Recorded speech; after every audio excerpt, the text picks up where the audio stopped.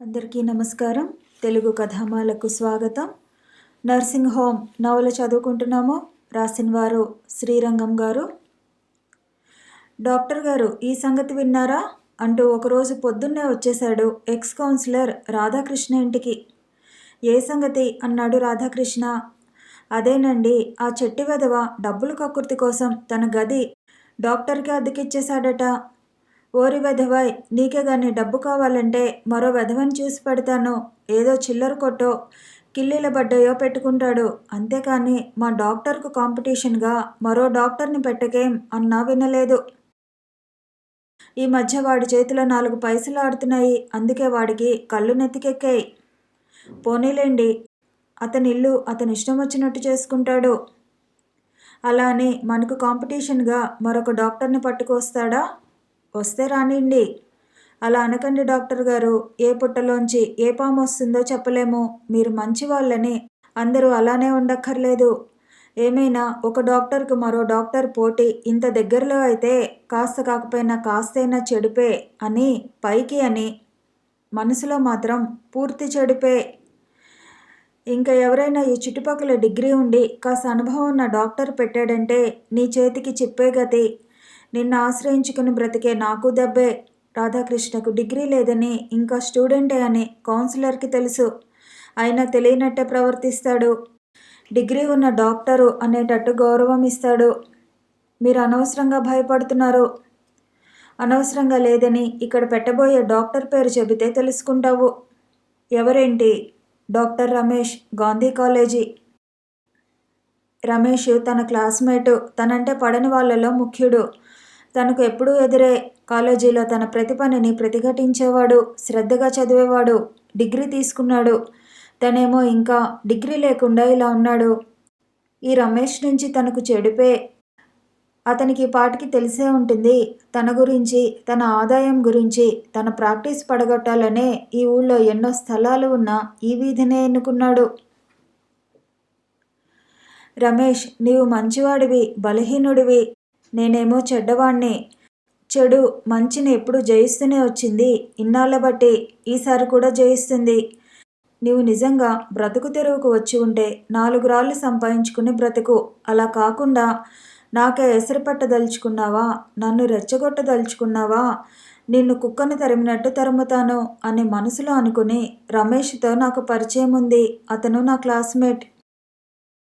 పరిచయమే కాదు, శత్రుత్వం కూడా ఉన్నదని విన్నాను.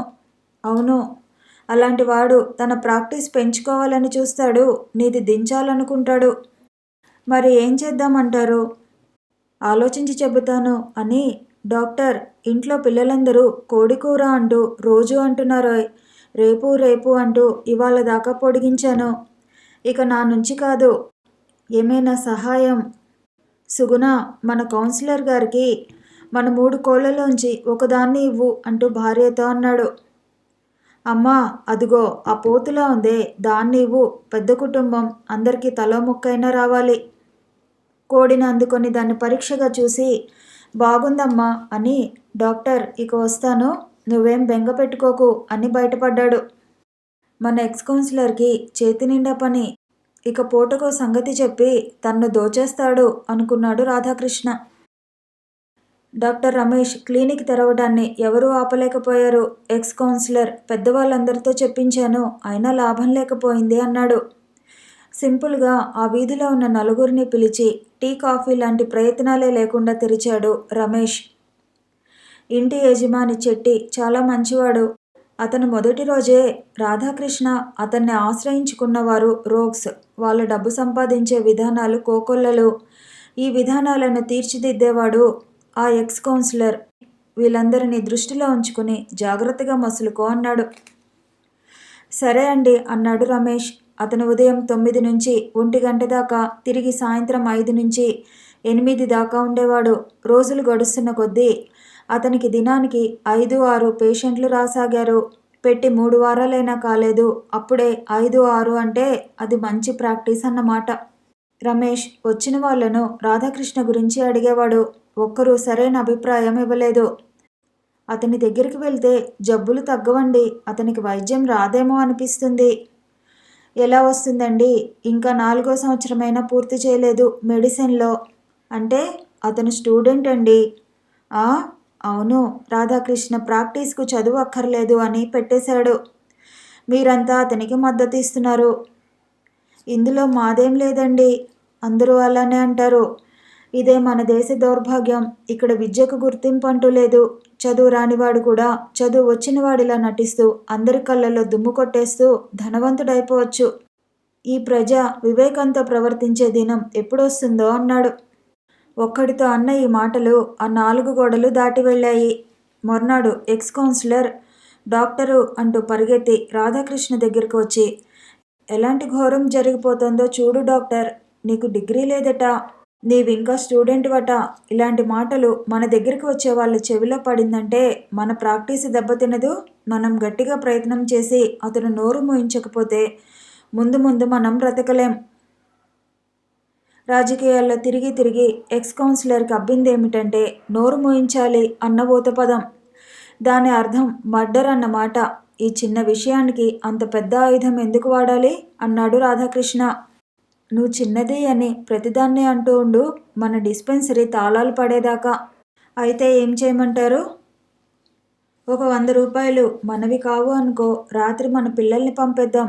వాళ్ళు చూసుకుంటారు మిగతా విషయాలు.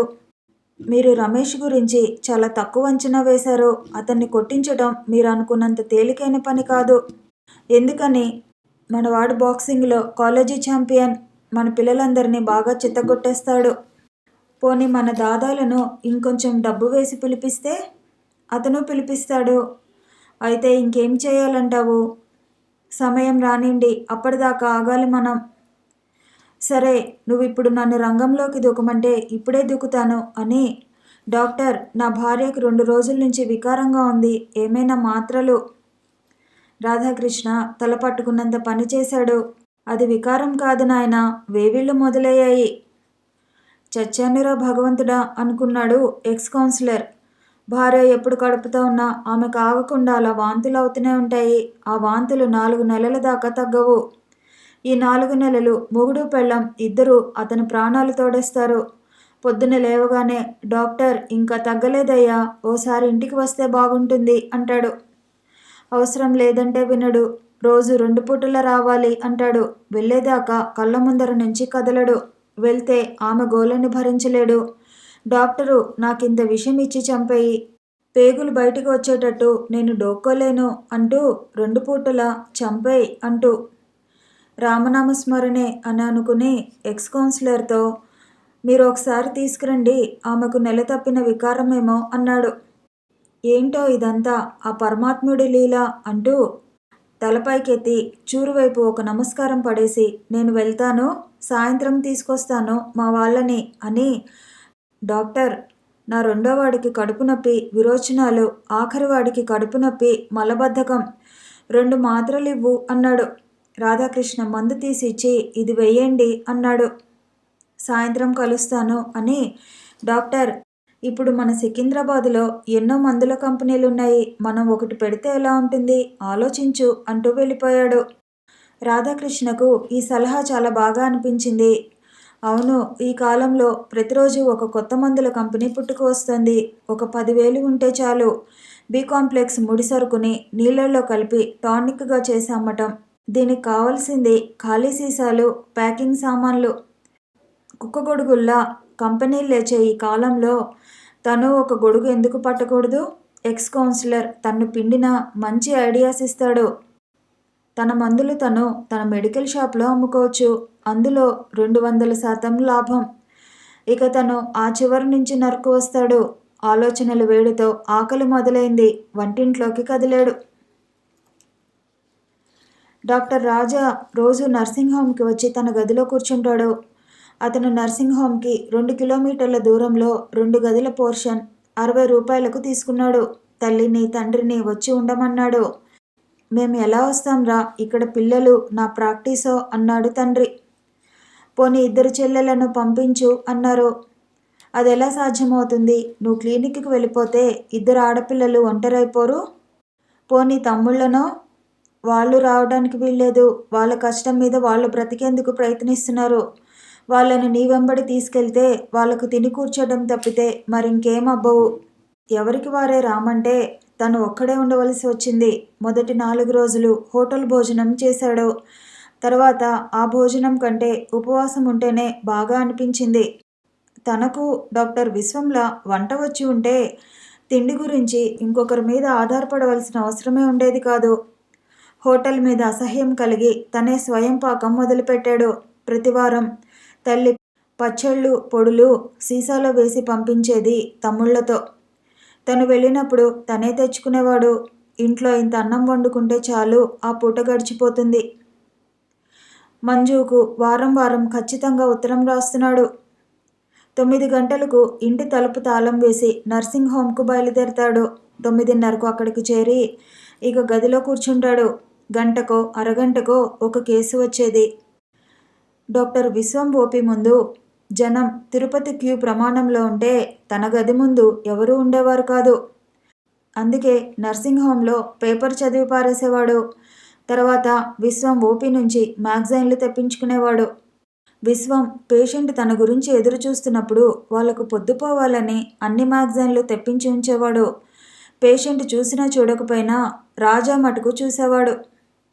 అక్కడ ఉండేవాళ్లకు ఎంత అలవాటైపోయిందంటే రాజా తన గదిలో కూర్చోగానే అటెండర్ కొన్ని పుస్తకాలు పేపరు తెచ్చి అతని టేబుల్ మీద పెట్టి వెళ్ళిపోయేవాడు. అవతల బోర్డు వేశాడు. ఆయన బోర్డు చూసి ఇప్పటిదాకా ఒక్క పేషెంట్ వచ్చినట్టు లేదు. తన దగ్గరికి వచ్చిన వాళ్ళందరూ డాక్టర్ విశ్వం పంపించిన వాళ్లే. ఈ ఊరి ప్రజకు బోర్డు చూసి వచ్చే అలవాటు లేనట్టుందే. స్పెషలిస్ట్ విలువ వీళ్ళకు తెలియదేమో. వీళ్ళకంటే ఆ ఢిల్లీ ప్రజే నయం అనిపిస్తుంది. అక్కడి వాళ్లకు చెవి నొప్పి వస్తే ఈఎన్టీ డాక్టర్ దగ్గరికే వెళ్తారు కానీ మరి ఇంకో డాక్టర్ దగ్గరికి వెళ్ళరు. ఇక్కడ అలా కాదులా ఉంది. ఓసారి డాక్టర్ విశ్వం చెప్పాడు, ఇక్కడ ప్రాక్టీస్ పెరగాలంటే గవర్నమెంట్ ఆసుపత్రిలో పని ఉండాలని, అది లేకుండా పూర్తిగా ప్రైవేట్ ప్రాక్టీస్ మీదే మొదట్లో ఆధారపడటం చాలా కష్టం అన్నాడు. రోజులు గడుస్తున్న కొద్దీ తనకు భయం అధికం కాజొచ్చింది. మొదటి నెలలో 800 వచ్చింది. 2వ నెలలో 1000, 3వ నెలలో కూడా 1000. ఈ కూర్చోవడం చూస్తుంటే ముందు ముందు తనకు ఇదే వచ్చేటట్టుగా కనిపించడం లేదు. తను తన 2 తమ్ముల్ని, తల్లిదండ్రుల్ని, తన చెల్లెళ్లను చూసుకోవాలి. ఇంకో సంవత్సరంలో తన 2 చెల్లెళ్ల పెళ్లి చేసేయాలి. ఒక్కో చెల్లి ఇంటి నుంచి కదలాలంటే తక్కువలో తక్కువ ఒక 10,000 ఉండాలి. అంటే 20,000. తనకు నెలకు 4,000 సంపాదన ఉంటే గాని ఇవన్నీ జరగవు. 2వ నెల తండ్రి అదో విధంగా ముఖం పెట్టాడు. తను 500 అతనికి ఇయ్యగానే అంత పెద్ద డిగ్రీ తీసుకున్న డాక్టరు పట్నంలో ప్రాక్టీస్ పెట్టావు, 500. వీటితో నా బాధ్యతల్ని నేనెక్కడ నెరవేర్చగలను అన్న భావాలు అతని ముఖంలో కదిలాయి. తను ఏం చెప్పగలడు? ఆలోచనలు మనసును బరువెక్కిస్తుంటే పేపర్ తీశాడు. అందులోని అడ్వర్టైజ్మెంట్లు అతను రోజు చూస్తున్నా ఈరోజు అమితంగా ఆకర్షించాయి. ఒకడు క్యాన్సర్ క్యూర్ కంటూ అడ్వర్టైజ్మెంట్ చేస్తే మరొకడు ఆస్తమాకనే అంటాడు. ఇంకొకడు సెక్స్ జబ్బులకు అంటాడు. మరొకడు పైల్స్కి అంటాడు. ఒక్కొక్క అడ్వర్టైజ్మెంట్ కనీసం 300 ఉంటుంది. అవి ప్రతిదినం కనిపిస్తాయి. అంటే 9,000 ఖర్చు పెడతారు. ఒక్కొక్క నెలకు 9,000 కాకపోయినా 4,000కు తక్కువ కాదు. దీనికి తోడు వీళ్లకు బ్రాంచీలు. ప్రతి బ్రాంచీలో ఫోను. ఇంత మెయింటెనెన్స్ ఎలా తట్టుకుంటున్నారు? దీన్ని తట్టుకోవాలంటే వీళ్లకు నెలకు ఎంత రావాలి? అంటే ప్రజల దగ్గర నుంచి ఎంత రాబట్టాలి? క్యాన్సర్కు క్యూర్ అంటూ లేదు. ఆ సంగతి అందరికీ, ఆఖరికి చదువు రానివాడికి కూడా తెలుసు. అయినా క్యాన్సర్ పేషెంట్లు వీళ్ళ దగ్గరకు వెళుతున్నారంటే బతకాలనే మనిషి ఆశ మీద ఈ క్యూర్ చేస్తామనే వాళ్ళు సౌధాలు కడుతున్నారు. అలాగే ఆస్తమా, దుమ్ము, వాతావరణంలో మార్పు, పూలలో ఉండే పుప్పొడి, ఇవి కొన్ని కారణాలు ఈ వ్యాధికి. ప్రతి ఆస్తమా పేషెంట్కి ఆస్తమా టాబ్లెట్లు, ఇంజెక్షన్లు తెలుసు. అవి తాత్కాలికంగా ఉపశమింపజేస్తాయి అని తెలుసు. అయినా జనం పరిగెత్తుతారు. ఏ మారుమూల పల్లెలోనో ఎవరో పసరు పోస్తున్నారంటే ఏదో ఆశ, జరగొచ్చేమో అన్న ఆశ వీళ్ళను పరిగెత్తింపజేస్తుంది. సార్ సార్ అన్నాడు అటెండరు. ఏంటి అన్నాడు తను ఆలోచనలను ప్రక్కకు నెట్టేస్తూ. మన మేనేజరు ఎలానో చేస్తున్నారు. వెంటనే రావాలి మీరు అన్నాడు అటెండరు కంగారుగా. పద అంటూ లేచాడు. మేనేజర్ గదిలోకి వెళ్ళాడు. అప్పటికే విశ్వం అక్కడ ఉన్నాడు. అతను మేనేజర్ నాడీ పట్టుకొని చూస్తున్నాడు. రాజా రాగానే చేతిని వదిలేసి పరీక్ష చేయండి డాక్టర్ అన్నాడు. మేనేజర్ కళ్ళు ఒకవైపు తిరిగి మూతి ఒక ప్రక్కకు ఈడ్చబడి ఉంది. అతని నోటి నుండి నొరగ వస్తుంది. అతన్ని పిలిచినా పలకడం లేదు. మొదట వార్డు బాయ్ సహాయంతో అతన్ని కుర్చీలోంచి ఎత్తి బెడ్ మీద పడుకోబెట్టి బీపీ చూశాడు. 200 ఉంది. చాలా ఎక్కువ ఉందే అనుకుని ఇతర పరీక్షలు చేశాడు. తన పరీక్షలు పూర్తి చేసేటప్పటికి మేనేజర్ చాలా మటుకు కోలుకున్నాడు. అతని కనుగుడ్లు మామూలుగా అయ్యాయి. మూతి కూడా మామూలు స్థితికి వచ్చేసింది. డాక్టర్ రాజా ఏంటి అయింది అంటూ అడిగాడు. ఏం లేదండి, కాస్త ఒళ్ళు తూలింది అన్నాడు మేనేజర్.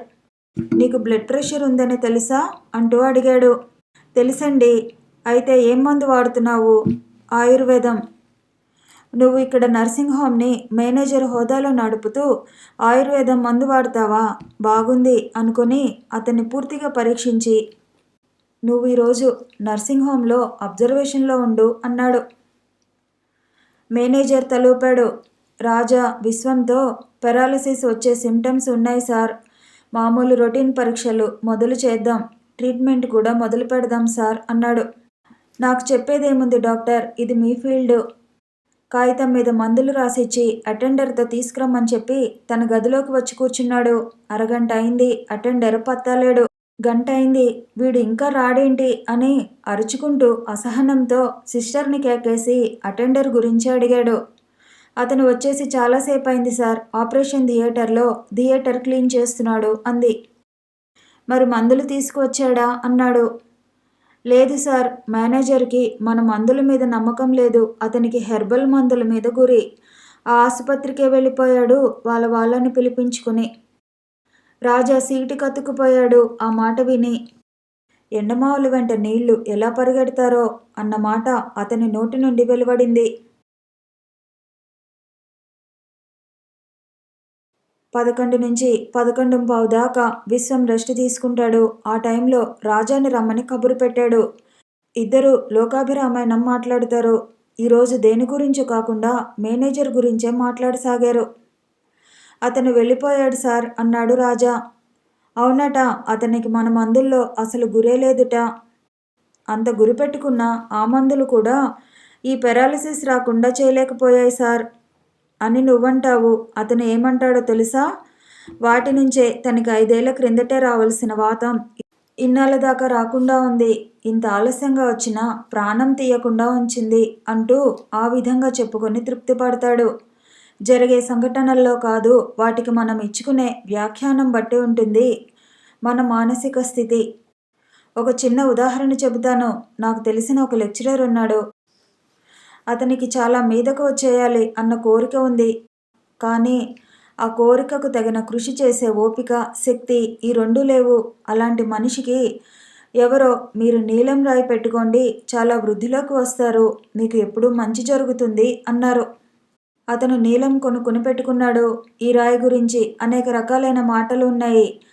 ఇవి మనిషిని తీసుకువెళ్తే తల తిరిగే ఎత్తుకు తీసుకువెళ్తుందని, పడేస్తే ఇక మళ్ళీ కోలుకోలేని విధంగా పడేస్తుందని. దాని గురించి తెలిసిన వాళ్ళు అంటుంటారు. ఇతను పెట్టుకోగానే అతని జీవితంలో ఒక విచిత్రమైన సంఘటన జరిగింది. అతని ఇంటికి ప్రక్కనున్న బిజినెస్ మ్యాన్కి మరొకరికి మనస్పర్ధలు వచ్చి ఒకరికి మరొకరు బుద్ధి చెప్పుకోవాలి అన్నంత వరకు దారితీసింది. ఒకరోజు రాత్రి అతని ఇల్లే బిజినెస్ మ్యాన్ అనుకుని 4 ప్రవేశించి కట్టెలతో ఒళ్ళంతా హోనం చేసిపోయారు. ఇంకెవరు ఆ స్థానంలో ఉన్నా నీలం నుంచే అనేవారు. అతను మాత్రం ఆ రాయి పెట్టుకున్నాను కాబట్టే ప్రాణంతో అయినా ఉన్నాను, లేకపోతే చావలసిన వాణ్ణి అని అన్నాడుట. అలానే మన మేనేజరు. దీనికి తోడు ఇంకో సంగతి తెలుసా? అతను ఇంటి దగ్గర హోమియోపతి చేస్తాడు. విచిత్రంగా లేదు సార్? ప్రతి రిటైర్ అయిన వారు హోమియోపతి అంటాడు. ఈ కాలంలో భుక్తి గడపడానికి ఏదో ఒకటి అనాలిగా. 60 ఏళ్ళు వచ్చిన తర్వాత వీళ్ళు పోస్టల్ ట్యూషన్ తీసుకుని అప్పటిదాకా మిస్టర్గా ఉన్నవాళ్ళు డాక్టర్ అని బోర్డు వేసుకుంటారు. అప్పటి నుంచి వాళ్ళు హోమియోపతి డాక్టర్. అది వీళ్ళు హోమియోపతికి ఇచ్చే గౌరవం. దానికి 5 ఏళ్ల కోర్సు ఉందని, ఎంతో అనుభవం అంటూ అవసరమని అనుకోరు. ఒక 6 వారాల పోస్టల్ ట్యూషన్ తీసుకుంటే చాలు అంటారు. ఆ ట్యూషన్ విజ్ఞానం గురించి కాదట, డిగ్రీ గురించి, ఒక రిజిస్ట్రేషన్ నంబర్ గురించి. మన దేశం ఈ స్థితికి దిగజారింది. దేనికి పనికిరాని వాడు సైతం ఆ మాత్రం మందులు ఇచ్చుకుని బతకలేమేంటి అంటారు. దేన్నైతే నోబెస్ట్ ప్రొఫెషన్ అంటారో, ఏ వృత్తి తెలివితేటలున్న కొద్దిమందికే ఒకప్పుడు చెందిందో, దానికి ఈరోజు కావలసింది ఒక 100 200 పెట్టుబడి. ఆ డిగ్రీ తీసుకుని డేంజరస్ మందులు కూడా వాడేయచ్చు. అలాగైతే మంచి హస్తవాసి అనుకుంటాడు పేషెంటు. చస్తే నా దురదృష్టం అనే అనుకునే దేశం మనది. ఇక్కడ ప్రాణాలతో ఆడుకోవచ్చు. మనిషి తన అజ్ఞానంతో తీయొచ్చు కూడా. దానికి గవర్నమెంట్ మద్దతు, లైసెన్సు. అవును సార్, ఇక్కడ ప్రజలకు ఎండి అన్న, ఎంబీబీఎస్ అన్న అర్థమే తెలియదు సార్. ఎలా తెలుస్తుందోయ్? పోస్టల్ ట్యూషన్ వాళ్ళు A to Z డిగ్రీలు ఇస్తారు. అన్ని అక్షరాలు బోర్డు మీద. ఈ ప్రజ చూసేందుకు అలవాటు పడి ఉంటే ఎంబీబీఎస్ అక్షరాలకు, ఎండి అక్షరాలకు విలువ అంటూ ఏముంటుంది? అవును సార్. ఇంతలో కాఫీ టిఫిన్ వచ్చింది. తీసుకో అన్నాడు విశ్వం. టిఫిన్ తీసుకుంటుంటే విశ్వం ఒక ఇడ్లీ పూర్తి చేసి కాఫీ తాగుతూ, డాక్టర్, మనకిప్పుడు ప్రాబ్లం వచ్చింది. చెప్పండి అన్నాడు రాజా.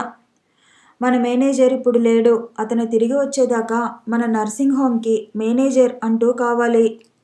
నువ్వు ఎలాగూ ఇక్కడే ఉంటావు 9:30 నుంచి. 1 గంట మొదలు వచ్చి నువ్వు కొంచెం. అలాగే సార్ అన్నాడు. రాజా, నువ్వు నాకు ఫేవర్గా ఈ పని చేయొద్దు. మా మేనేజర్కి నెలకి 400 ఇచ్చేవాడిని. ఆ డబ్బు నువ్వు తీసుకోవాలి. అతను వచ్చేదాకా నేను చూస్తాను గాని నాకు డబ్బు వద్దు. నేను ఇంకెవరినైనా పెట్టుకుంటే అతను డబ్బు తీసుకోకుండా పనిచేస్తాడా చెప్పు?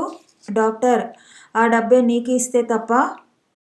ఎక్కడైతే ఇలాంటి త్యాగం ఉంటుందో అక్కడ అర్పణ మనస్ఫూర్తిగా ఉండదు. సరే సార్ అన్నాడు రాజా. ఇంకో సంగతి, నువ్వు నా కింద సబార్డినేట్ అనుకుని ప్రతి విషయాన్ని నా దాకా తీసుకురానక్కర్లేదు.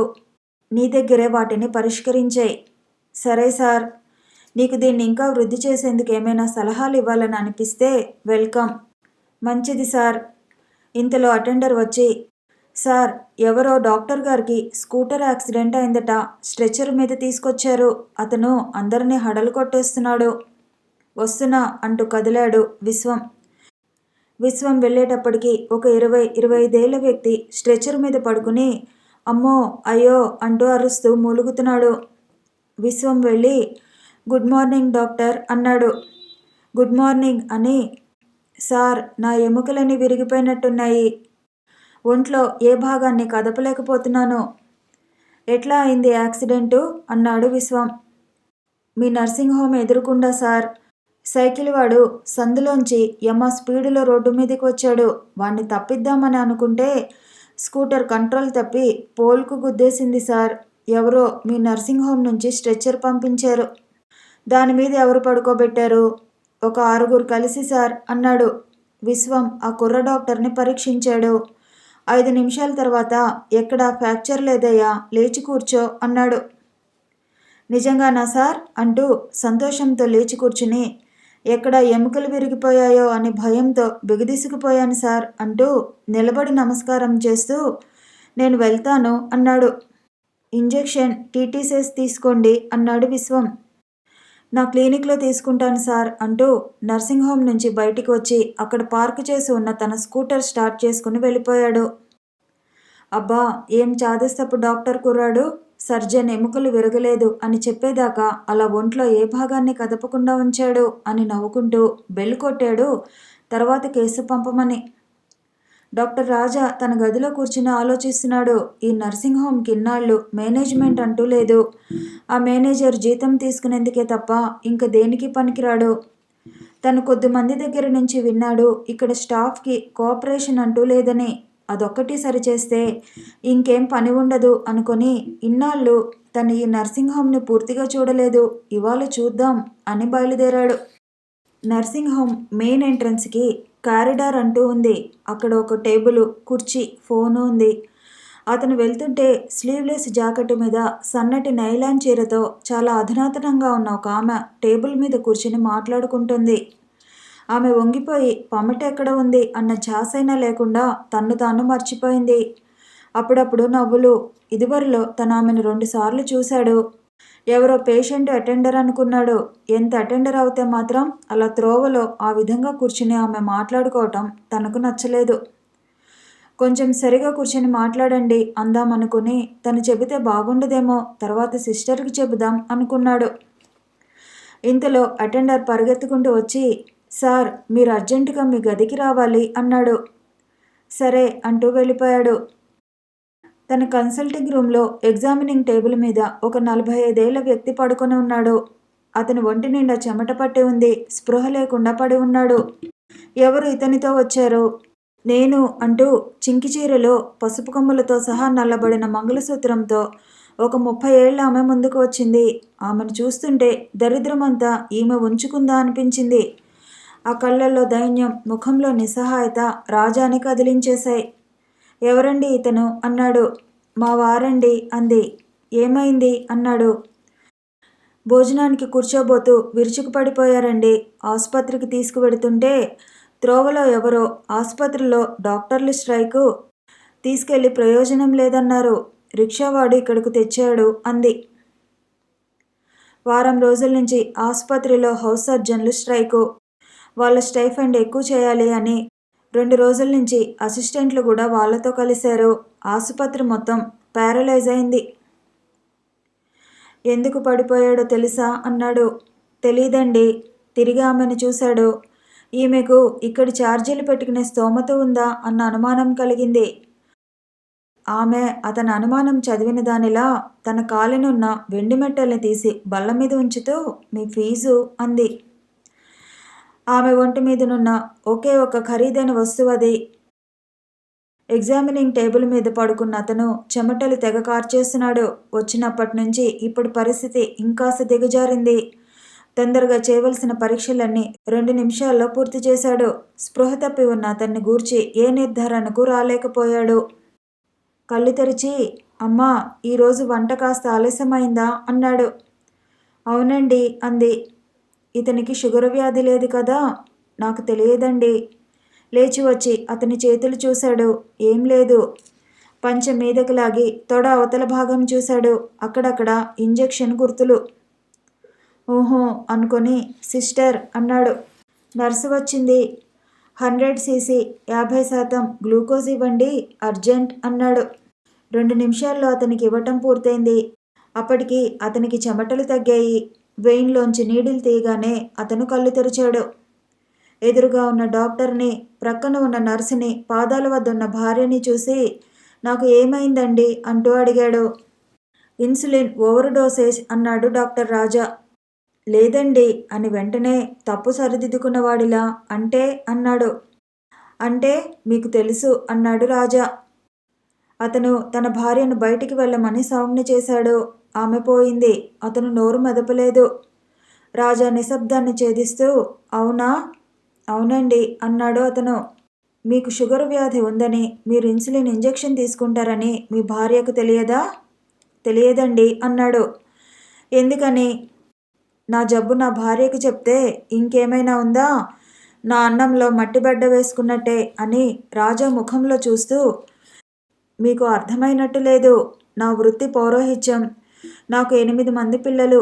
సాధారణంగా నేను తద్దినాలకు, సమారాధనలకు వెళ్తూ ఉంటాను. నేను భోంచేయటం తంతులో ఒక భాగం. నేను చేయను అంటే వేరే వాళ్ళని ఎవరినైనా పిలుచుకుంటారు. నా భార్యకు నాకు డయాబెటీస్ ఉందని తెలిస్తే వెళ్ళనీదు.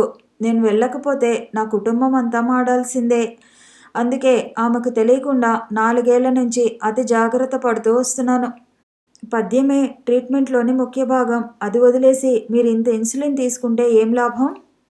కొందరివి ఈ పూట గడిస్తే చాలు అనే జీవితాలు. నాది అలాంటి జీవితమే. సరే చెప్పడం నా ధర్మం. చెప్పాను. నా భార్యకి ఈ సంగతి చెప్పకపోవటం కూడా మీ ధర్మమే డాక్టర్. అది కూడా నెరవేరుస్తారా? రాజా అతని మీద నుంచి కళ్ళు తిప్పకుండా చూసి సరే అన్నాడు. మరో 2 నిమిషాలకు అతను లేచి కూర్చున్నాడు. డాక్టర్ ఇక నేను వెళ్ళొచ్చా అన్నాడు. వెళ్ళండి అన్నాడు రాజా. అతను నమస్కారం చేసి వెళ్ళబోతుంటే మీ భార్యకి ఇవి ఇచ్చేయండి అంటూ టేబుల్ మీద మట్టెలు చేతికిచ్చాడు. అతను అందుకోవడానికి కొంచెం జంకాడు. పర్వాలేదు ఉంచండి అని బలవంతం మీద చేతిలో ఉంచి ఇక వెళ్ళండి అన్నాడు. నా పేరు సుబ్బయ్య, అప్పుడప్పుడు వచ్చి తమ దర్శనం చేసుకుంటాను అంటూ నిష్క్రమించాడు. రాజా తిరిగి లేచి నర్సింగ్ హోంలోకి వెళ్ళాడు. అక్కడ తను ఇందాక చూసిన ఆమె ఇంకా మాట్లాడుతుంది. టైం చూసుకున్నాడు. 12:30 అవ్వబోతోంది. అరగంట సేపు ఫోన్లోన ఆమె దగ్గరికి వచ్చి, మేడం చూడండి, మీరు ముఖాముఖి మాట్లాడినంతసేపు ఫోన్లో ఇలా మాట్లాడితే మాకు వచ్చే కాల్స్ ఏం కావాలి అన్నాడు. ఆమె ఫోన్ స్పీకర్ చేత్తో మూస్తూ, అర్జెంట్ ఏమైనా ఉంటే మాట్లాడేందుకే గాండి ఫోను అంది చిరుకోపం ప్రదర్శిస్తూ. ఫోన్లో నవ్వటం కూడా అర్జెంటేనా అని అడుగుదామనుకుని, ఇది నర్సింగ్ హోమ్, ఇక్కడ మాటకు మాట పెంచుకుంటే బాగుండదు అనుకుని, మీ పని తొందరగా అయిపోతే నేను మాట్లాడాలి అన్నాడు ఫోన్తో అవసరం లేకపోయినా అబద్ధం ఆడుతూ. ఆమె 1 నిమిషం తర్వాత ఫోన్ పెట్టేసి లోనికి పోబోయింది.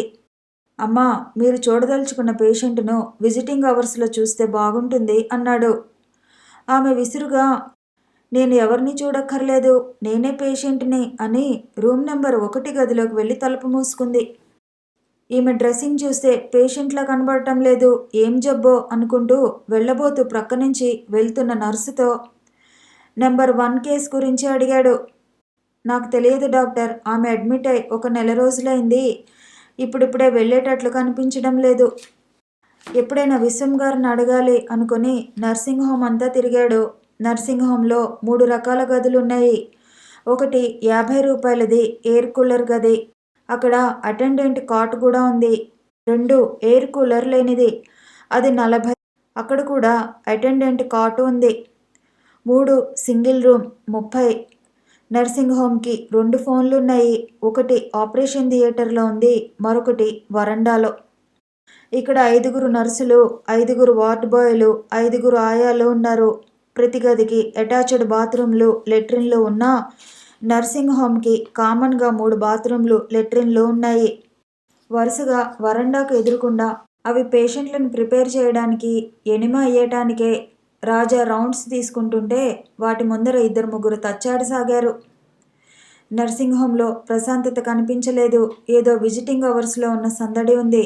రాజా తన గదికి వచ్చి కుర్చీలో కూర్చుని అటెండర్తో, ఇన్ఛార్జి సిస్టర్ని పిలుచుకురా అన్నాడు. వస్తున్నాను అని చెప్పి పంపిన అరగంటకు ఆమె వచ్చింది. ఆమె రాగానే, సిస్టర్, ఇక్కడ ఫోన్ మీద గంటల కొద్దీ జనం మాట్లాడతారు. రెండోది, ప్రతి గదికి అటాచ్డ్ బాత్రూమ్ ఉంటే ఇంకా ఈ కామన్ బాత్రూమ్లకి ఇంత జనం ఏమిటి? మూడోది, విజిటింగ్ అవర్స్లో తప్ప మిగతా టైంలో విజిటర్స్ లోనికి రాకూడదు. ఇవన్నీ జరిగేటట్లు చూడండి. వీళ్ళంతా వినరు సార్ అంది. ప్రయత్నించండి. లాభం లేదండి, ఏమైనా అంటే మేం ఛార్జీలు కట్టుకోవడం లేదా అంటారు. ఇక్కడ వచ్చిన వాళ్లకు చాలా మటుకు డబ్బో పలుకుబడో తప్పకుండా ఉంటుంది. అందుకే గట్టిగా మాట్లాడాలంటే కష్టం. సరే నువ్వు వెళ్ళు అని ఆలోచించసాగాడు రాజా. Doctor Shekhar boss Chandrasekhar చండశాసనుడు. అతన్ని అడగకుండా వార్డులో పేషెంట్లకు ఎవరు ఇంజెక్షన్ కూడా రాయకూడదు. అసిస్టెంట్ల పని బాస్ వెనకాల ఎప్పుడూ ఉండటం, అతను ఎక్కడికి వెళితే అక్కడికి వీళ్ళు వెనకాల రావటం. అతని ఓపీ అంతా ఎప్పుడు పొలిటీషియన్స్తో నిండి ఉంటుంది. అతని దగ్గరకు వచ్చే ప్రతి వ్యక్తి ముఖ్యుడే. అందుకే అతను వంగి వంగి సలాములు చేస్తూ అందరికీ అమిత గౌరవం ఇస్తూ బాస్లా కాకుండా సేవకుడిలా కనిపిస్తాడు. అతను 11 ఏళ్ల నుంచి ఒకే ఆసుపత్రిలో ఉన్నా అతన్ని ఇక్కడి నుంచి ఎవరూ కదల్చలేకపోయారు. నేను రిటైర్మెంట్ కూడా ఇదే ఆసుపత్రి నుంచి అవుతాను అంటాడు చంద్రశేఖర్ హాస్యం మూడ్స్లో ఉన్నప్పుడు. పొలిటీషియన్స్ కాకుండా మిగతా అతని ఓపీ కేసులన్నీ ఇంట్లో డబ్బు కట్టినవే. సాయంత్రం అతని క్లినిక్ కిక్కిరిసి ఉంటుంది. అంచనా ప్రకారం అతని ఆర్జన రోజుకి 1000 దాకా ఉంటుందని. అతను తన కన్సల్టేషన్ ఫీజు తీసుకుని పేషెంట్ని పరీక్ష చేసి అక్కడే రాసేస్తాడు. మర్నాడు ఆసుపత్రిలో అడ్మిషన్ గురించి అలా రాసిన చీటీ తన కాంపౌండర్కి ఇచ్చి పేషెంట్లతో కాంపౌండర్ నుంచి చీటీ తీసుకోమంటాడు. పేషెంట్ చీటీ తీసుకుందికి కాంపౌండర్ దగ్గరికి వెళ్తే కాంపౌండర్ 50 ఇవ్వాలి అంటాడు. ఎందుకు అని అడిగితే మరి అడ్మిషన్ ఫీజు అంటాడు. ఇప్పుడే 25 ఇచ్చాం కదండి అంటే అది కన్సల్టేషన్ ఫీజు, అంటే మిమ్మల్ని పరీక్ష చేసినందుకన్నమాట. ఇది అడ్మిషన్ ఫీజు, అంటే మిమ్మల్ని ఆసుపత్రిలో చేర్చుకునేందుకన్నమాట. ఇది ధర్మాసుపత్రి కదయ్యా, నర్సింగ్ హోమ్కి కట్టమన్నట్టు డబ్బు కట్టు అంటావేంటి అని ఎవరైనా అడిగితే అక్కడికి వెళితే మిమ్మల్ని పట్టించుకునేది ఎవరు? మిమ్మల్ని గుర్తించాలంటే ఈ ఫీజు తప్పదు అనేవాడు. ఎవరైనా అతి తెలివి ప్రదర్శిస్తూ మేము డాక్టర్ గారిని అడుగుతాం అంటే వెళ్ళండి, డాక్టర్ గారే ఈ ఫీజు చెప్పమన్నారు అంటాడు. అతని మాటలు నమ్మక ఎవరైనా డాక్టర్ దగ్గరికి వెళితే అతను నిర్మోహమాటంగా డబ్బు ఇవ్వాలండి, లేకపోతే మీరిచ్చే 20లో పరీక్ష చేయటం, అడ్మిట్ చేయటం, ఆపరేషన్ చేయటం ఇవన్నీ అయిపోతాయా, ఎంత వెర్రివాడివి అంటూ హేళన చేసేవాడు. పేషెంట్లు 50 ఇచ్చి అడ్మిట్ చీటీ తీసుకుని అతని ఓపీ రోజు హాస్పిటల్లో చేరేవారు. అక్కడి నుంచి వాళ్ళ పాటలు మొదలయ్యేవి. ఆసుపత్రిలో బ్రెడ్ భోజనం దొరుకుతుంది. మొదటి 2 రోజులు కావలసిన పరీక్షలన్నీ పూర్తవుతాయి. తర్వాత ఇంకెవరూ పట్టించుకోరు. వచ్చిన వాడిని రోజుల తరబడి ఉంచేస్తే ఎన్నాళ్ళు ఉంటాడు? కొందరు వెనక వచ్చిన వాళ్ళు పని పూర్తి చేసుకుని వెళ్ళిపోతుంటే ముందు వచ్చిన కొందరు శివాలయంలో విగ్రహంలా ఉండిపోయేవాళ్ళు. ఎవరికి అక్కర్లేని వీళ్ళని ప్రక్క బెడ్ల వాళ్ళు మీరు డాక్టర్ గారి ఇంటికి వెళ్ళి కలిశారా అని, వార్డ్ బాయ్స్ సాయంత్రం బాస్ క్లినిక్కి మీ వాళ్ళను పంపించండి, లేకపోతే మిమ్మల్ని ఎవరు పట్టించుకోరు అని రోజు పోరు పెడతారు. వార్డ్ బాయ్స్ తోసినా ముందరకు వీళ్ళు కదలకపోతే అసిస్టెంట్లే బాస్ని కలిసి ఈ గొడవ వదిలించుకోకూడదా అంటూ సలహాలు ఇస్తారు. ఇంకా పేషెంట్ మరీ మొండికేస్తే బాస్ స్వయంగా ఏంటయ్యా మీ వాళ్ళు నీ గురించి ఏం పట్టించుకోవటం లేదేంటి, ఎవరు వచ్చి కలవకుండా ఎన్నాళ్ళు ఉండిపోతావు అంటూ ఆయనే అడిగేస్తాడు. అలా అడిగినా లాభం లేకపోతే అతను ఆపరేషన్ చేసైనా వదిలించుకుంటాడు. లేకపోతే ఇంకొన్ని రోజులు మందులు వాడి చూద్దాం, ఇప్పుడేం ఆపరేషన్కి అవసరం కనిపించడం లేదు అని డిశ్చార్జ్ చేసేస్తాడు. అప్పటి వరకు operation case non honourable case అవుతుంది. డాక్టర్ చంద్రశేఖర్ ప్రాక్టీస్ అలా ఉంటుంది. ఇంటి దగ్గర డబ్బు ఇవ్వకుండా అతని కేసు చూడడు. ఆసుపత్రిలో అడ్మిట్ కావాల్సిన వారు తప్పకుండా అతనికి ముడుపు చెల్లించాల్సిందే. అతని అసిస్టెంట్లకు అడ్మిట్ చేసుకునే పవర్ లేదు. వాళ్ళ బంధువులను కూడా మా వాళ్ళు అని చెప్పి అడ్మిట్ చేసుకోలేరు. ఒకవేళ అలా చెబితే బాస్ చాలా అనుమానంగా అసహ్యంగా చూస్తాడు. డబ్బు గురించి దారిని పోయే దానయ్యను మా బంధువు అని చెప్పి అడ్మిట్ చేయించే స్థితికి దిగజారిపోయావా అన్నట్టుంటాయి అతని చూపులు. అందుకే ఏ అసిస్టెంటు వాళ్ళ బంధువుల్ని, స్నేహితుల్ని అతని దగ్గరకు తీసుకురారు. ఒకవేళ అవసరం అనుకుంటే అతని ఇంటికి పంపి డబ్బు ఇప్పించేస్తారు. డాక్టర్ శేఖర్ ఈ బాస్ చేతి కింద నలిగిపోతున్నాడు. డాక్టర్ విశ్వం ఉన్నప్పుడు ఉన్న స్వాతంత్రం అసలే లేదు. ఇప్పుడు కాంప్లికేటెడ్ కేసెస్ కాదు, మామూలు కేసులు ఆపరేట్ చేసేందుకు కూడా ఛాన్స్ లేదు. అన్నీ బాస్ కేసులే. సర్జరీ లేక అతని చేతులు తుప్పుపట్టిపోతున్నాయి. ఎంతసేపు ఓపీలో యాప్సిస్ ఓపెన్ చేయటం, సిస్టులు కోయటం, ఇవే అసిస్టెంట్ చేస్తున్న పనులు ఈ వార్డులో. అతనికి అనిపిస్తుంది ఈ వార్డుకు అసలు అసిస్టెంట్ అవసరం లేదని. వీటికి తోడు ఇక్కడ జరిగే ఘోరాలు తను చూడలేకపోతున్నాడు. ఇక్కడ ప్రతిదానికి రేటుండి ఎనిమా ఇవ్వాలంటే 8 అనాలు తీసుకుంటాడు వార్డు బాయ్. బెడ్ పాస్ ఇవ్వాలంటే పావలా కేకేసి చేతులతో డబ్బు దూరం నుంచే చూపించకపోతే ఎవరు రారు. అందుకే అడ్మిట్ అయిన ప్రతి పేషెంటు కొంత చిల్లర ఉంచుకుంటాడు. ఆసుపత్రులలో అప్పటికి ఇప్పటికీ ఒక్కలాగున్నది నర్సులు మాత్రమే. వాళ్ళు ఎవరి నుంచి ఏగానే ఆశించరు. ఒళ్ళు దాచుకోకుండా పనిచేస్తారు. వాళ్ళే కానీ లేకపోతే శేఖర్ ఆసుపత్రికి 8:30కి వస్తాడు. వచ్చినప్పటి నుంచి బాసు వచ్చేదాకా వెయిట్ చేయాలి. అతను వచ్చిన తర్వాత రౌండ్స్ మొదలవుతాయి. ఒక్కో కేసు దగ్గర తీరిగ్గా పొల్లు మాటలు మాట్లాడుతూ మంచం దగ్గర నుంచి కదలనే కదలడు బాస్. డబ్బు ఇవ్వని పేషెంట్లను అసలు పలకరించడు. అతని థియేటర్ రోజు చాలా గమ్మత్తుగా ఉంటుంది. చిల్లర ఆపరేషన్లు కూడా అతనే చేస్తాడు. అతను చేస్తూ అతను ఫారెన్లో ఉన్నప్పుడు ఎంత తెలివిగా ఉండేవాడో చెబుతుంటే చేతులు కట్టుకొని అసిస్టెంట్లు నిలబడాలి. ఆ బోర్ మాటలు ఎవరు భరిస్తారు అని అతను ఒకసారి వెళ్ళలేదు థియేటర్కి. బాస్ చెడమెడ తిట్టేశాడు అతను రానందుకు. పిల్లలకి టీచ్ చేయటం, క్లాసులు తీసుకోవటం అంతా శేఖర్కే పూర్తిగా వదిలేశాడు.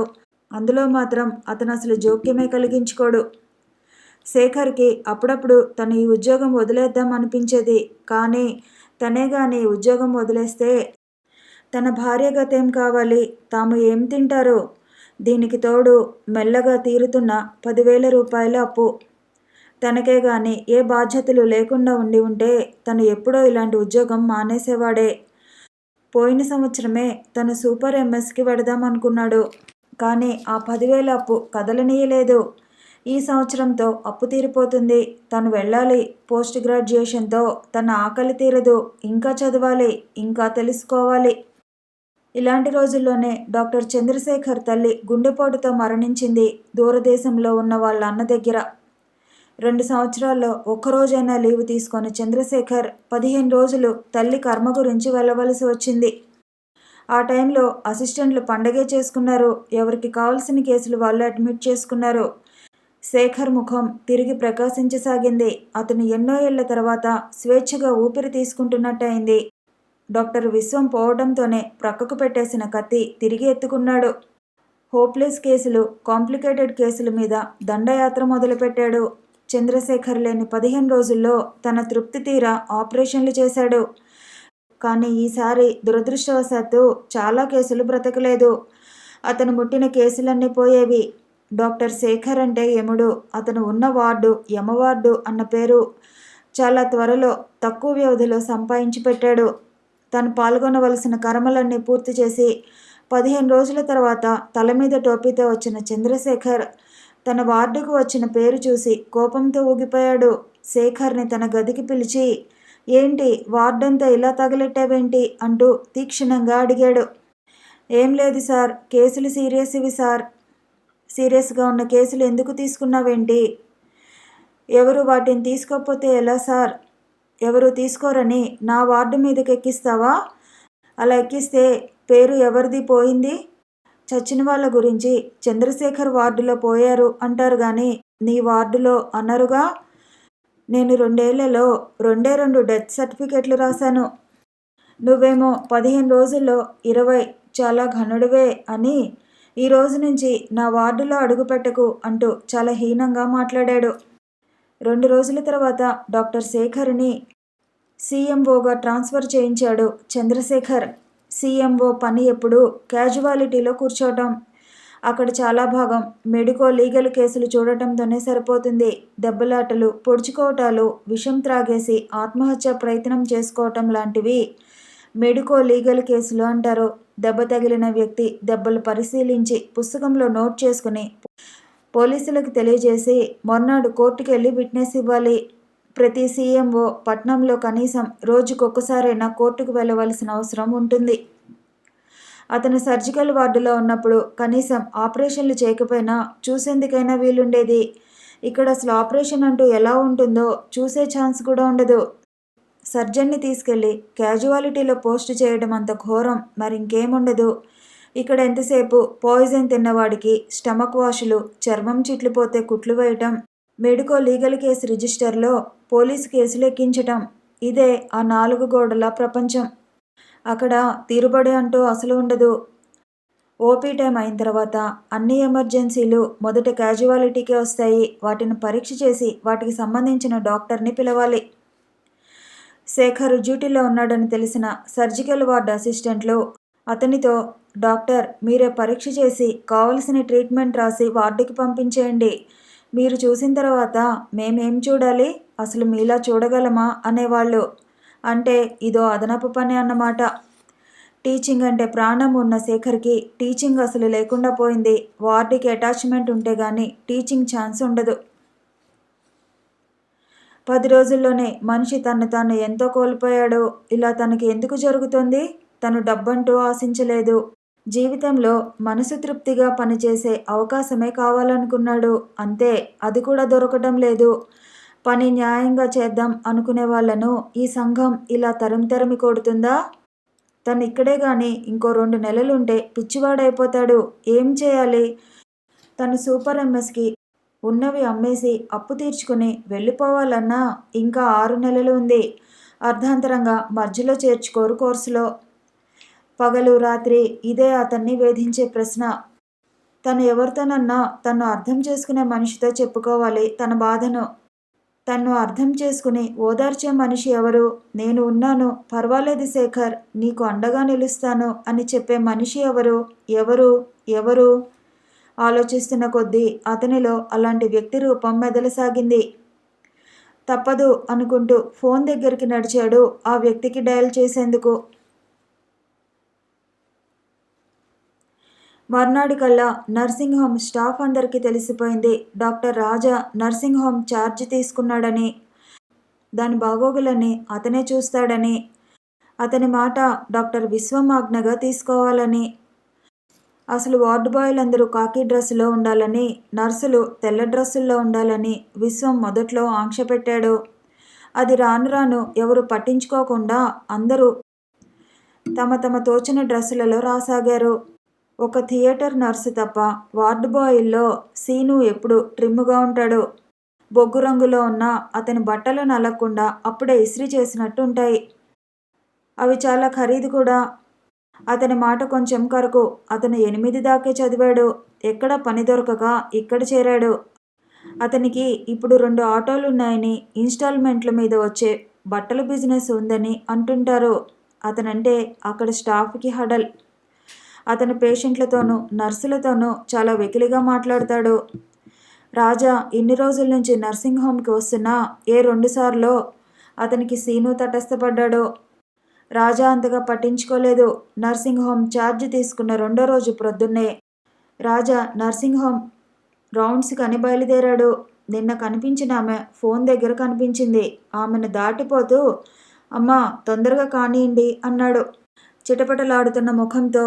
సరే అని తిరిగి మాట్లాడుకోసాగింది ఆమె. రాజా వరండా దాటి లోనికి వెళ్ళాడు. వరండాకి ఎదురుగుండా ఉన్న బాత్రూమ్స్ ముందున్న ఇద్దరితో ఎవరు మీరు అంటూ అడిగాడు. మేమండి డాక్టర్ విశ్వం గారి దగ్గరికి వచ్చాం. ఇది ఓపీ వాళ్ళ బాత్రూమ్ కాదు, మీరు అక్కడే ఉన్న బాత్రూమ్ వాడుకోవాలి అని వాళ్ళని పంపించేసి నర్సుని పిలిచి దీనికి తాళం వేయించండి, ఎవరడిగినా నా పర్మిషన్ లేకుండా ఇవ్వద్దు అంటూ అని, మీరు రేపటి నుంచి ఈ రంగు చీరల్లో కాకుండా తెల్ల డ్రెస్సులో రావాల్సి ఉంటుంది. ఆమె తల ఊపింది. మిగిలిన వాళ్ళందరితో కూడా చెప్పండి అని లోపలికి నడిచాడు. ప్రతి గదిలో 3-4 అటెండెంట్స్ వాళ్ళ కుర్చీల్లో కాకుండా శుభ్రంగా పేషెంట్ల మంచం మీద కూర్చొని ఉన్నారు. కథ కొనసాగుతుంది. మళ్ళీ కలుసుకుందాము. ఈ వీడియో నచ్చితే లైక్ చేయండి, షేర్ చేయండి, కామెంట్ చేయండి, ఛానల్ని సబ్స్క్రైబ్ చేయండి.